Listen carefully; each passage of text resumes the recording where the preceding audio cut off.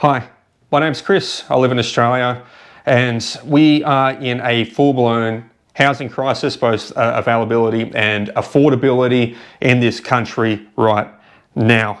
And those who are suffering the most are the most vulnerable of our communities. So our job seekers, our pensioners, our single parents just trying to get by, victims of domestic abuse, people with disabilities. They're the ones most impacted currently from this cost of living crisis with housing.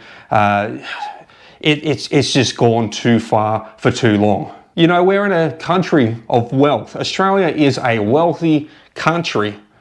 And we shouldn't be seeing this stuff happening. We've got 120,000 people homeless in the country right now and a wait list of over 220,000 applications for social housing. People on the brink of homelessness or homeless right now or staying on any couch they can find, hoping to try get a place to live. We shouldn't be in this scenario, but our government's led us to the point that we are. We have a government and politicians saying that they're trying to help. Meanwhile, they stuff their pockets with as much money as they can. And in this video, I'm going to call out and expose the hypocrisy of these filthy pigs ripping off and rotting the system. While people go homeless, people go hungry, they sit there grandstanding, they sit there virtue signaling, while they stuff their own pockets at our expense. In this video, I'm going to talk about the rot that some of the richest and most elite people of this country are doing at the expense of those most vulnerable. So 1 million people in this country can be housed. With social housing, we can build the social housing for it. The expense, though, is the elite. The elite government politicians, the elite government bureaucrats would have to give something up. And what they'd have to give up is their fat defined benefits pension schemes. Now, when most of us talk about a pension, we think, okay, when we turn 67, the government's going to give us some money. That's our retirement funds, our money from there. That's not our superannuation, that's our pension, okay? And that's what we think, okay? We get a pension, we try to get through to the rest of our lives off of that. That's our reward for paying tax for our entire working careers. But these defined benefit schemes that these politicians and bureaucrats have put in place only for themselves to benefit off is very different to the pension that we understand. So these defined benefit schemes I'm talking about, these are the things that the elite, the politician, the bureaucrats, the people at the top of our society who are milking the government teat right now, they're creating the rules for themselves, they're absolutely rotting the system. So the pension that they kind of get is after they've worked a certain term, as low as 8 years, they can start to get a percentage paid out from the most that they've earned across their career in the government. And the real kick in the bloody guts is they don't have to wait till they're 67 to get it. They can get it much earlier. So an example of this, or a political elite politician, would be Peter Dutton. Now, he's out of politics now, okay? And he's going to get a 6-figure salary for the rest of his natural life. I think it was $280,000 per year he's going to get every single year moving forward, even though he's not working anymore. He's not working as a politician, he's out of the game. And for the rest of his life, he's going to be rewarded $280,000 per year. And you might be thinking $280,000, oh, that's a lot of money, but Peter Dutton, he was like right there at the top. As an idea, that $280,000, that's only part of a huge sum, this huge liability the government's created to pay out these bureaucrats and these politicians. Currently, on the ledger, the liabilities for these pension schemes, these defined benefit schemes, is over $100 billion that they've got currently sitting there saying this is stuff we need to keep paying out over the years. It's not $100 billion per year, but currently it's forecast over $100 billion over the term of the program. The number starts to swell as we see a couple more politicians take them retirement packages through, but currently to the Australian taxpayer, it's costing us about $10.8 billion per year to fund these elite politicians, these elite government bureaucrats, huge amounts, up to 75% of the maximum amount that they earned across their career in the government for the rest of their lives. So let's tie this back into social housing and how we can instead start to look at the cost that we're paying out these elite politicians and bureaucrats, and maybe we could look at moving them funds across to social housing to build housing for the most in need and the most vulnerable in the country, instead of just giving the money to the ultra rich already. Okay, so the current government has dedicated $10 billion over 5 years to social housing. It's going to build 20,000 social houses and 10,000 low rental houses for frontline workers. So 30,000 houses or dwellings, 30,000 dwellings for $10 billion. Now, each year, we're spending $10.8 billion on these defined benefit schemes for these politicians.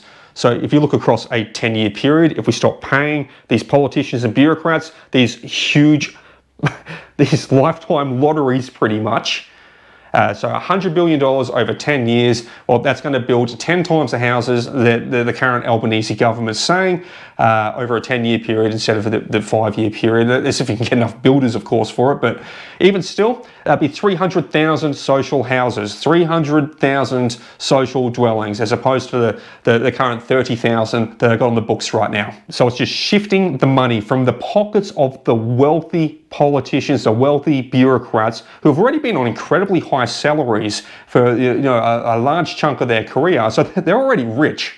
Okay, and now they just want 75% of the highest they've earned for the rest of their lives. And before some of you go, oh, the poor bureaucrats, the poor politicians. Okay, so let me just paint this picture clearly for you.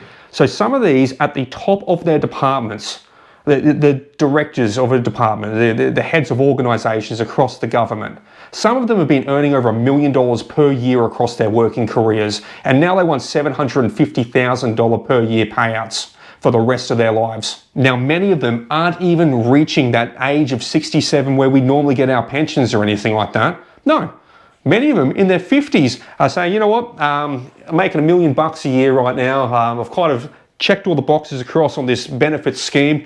I'm 52, I'm going to retire now. And they quit their jobs. And because they quit their jobs, now for some reason, they get paid out 75% of the highest amount of money they've ever earned in their lives for the rest of their lives. How is that fair? How does that make sense? They don't even have to wait like the rest of us to get these kind of pensions. They're getting it all paid out early, and it's a lot more than the pensions that we get. It's an absolute abuse of our system. So if I quit my job, okay, I have to go find another job. I don't keep getting paid from the company that I'm working for the rest of my life. I've got to go find another job so I can keep earning money. But these bureaucrats and politicians, they quit their jobs, they get paid out for the rest of their lives.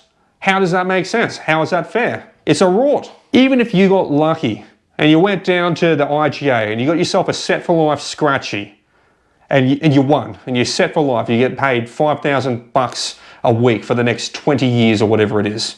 Even if you did that, some of these guys are getting double to triple every single year for the rest of their lives, and even longer than the payout time for that scratchy. So they're like double, triple set for life. Another big one as well that I saw when I was digging through the liabilities ledger was the judges' pension scheme. So the magistrates, all the lawyer types sitting in courts working for the government, they get paid up to 60% of the highest that they've earned at the peak of their career when they retire for the rest of their lives. And when I say retire, they just quit their jobs. Oh yeah, I'm 54, I'm sick of working.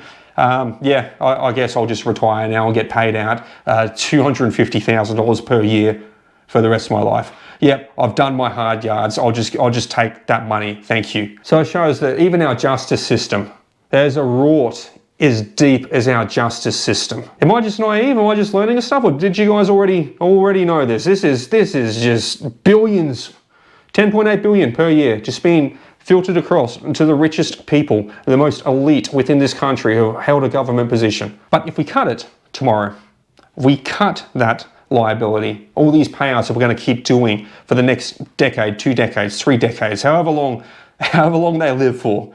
Okay, eventually they'll die and they'll stop getting paid for it because they cut the program off in 2004 and there was a previous program in 1990. So eventually through attrition, they'll die, but they pulled the ladder up behind them so they get as much money as they can, as much money as possible. But essentially, if we cut that and we shift the money across to social housing, we could build 300,000 social houses. That, one, over time, that wipes out that 220,000 wait list. Okay, that provides housing to all of them, plus an extra 80,000 on top for our low income earners across society, the people who need it, or our frontline workers, our nurses, our teachers, people who need to be close to the cities. Maybe they get some social housing. Maybe we can help them out. Maybe we can help them because they're helping us in the hospitals. They're helping our kids learn. So here's the question, is that fair? Is that fair to the rest of us slogging it out? Is that fair to the rest of us who have to wait till 67 to get a pension?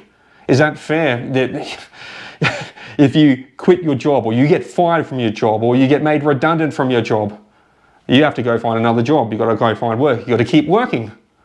Whereas these, they get made redundant, they get fired, they quit, and they get paid out for the rest of their life. They're set for life like a scratchy ticket. If these politicians truly believe the words they're saying, truly were trying to help, well, they would cut this program, they'd cut the money supply coming into their pockets and direct it across to those who need it most. They'd direct it across to social housing.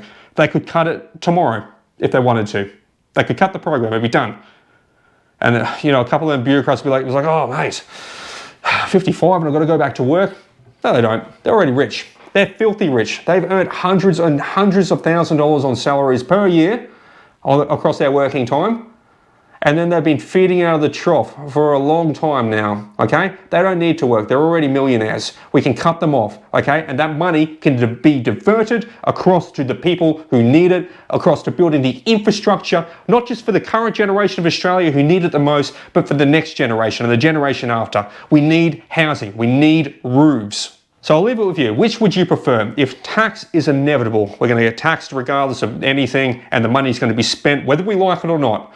Okay, would you rather that money be spent across to 144,000 bureaucrats and politicians who are rotting the system and giving them fat retirement checks, fat annual payments for the rest of their lives, and so they can live incredibly wealthy and elite? Or would you rather the money instead go across to building infrastructure for this country, for helping those in need, the most vulnerable, our people between work, our pensioners, people with disabilities, domestic violence victims, okay? Where would you rather that money go to? Go across to building housing for the people who need it the most, or to funding the lavish lifestyles of bureaucrats and politicians? It's $10.8 billion per year we're spending right now. Which way do you want it spent? God, I'm pissed, mate. This fucking so much money. All right, guys, leave your thoughts down below in the comments. I'll see you in the next one.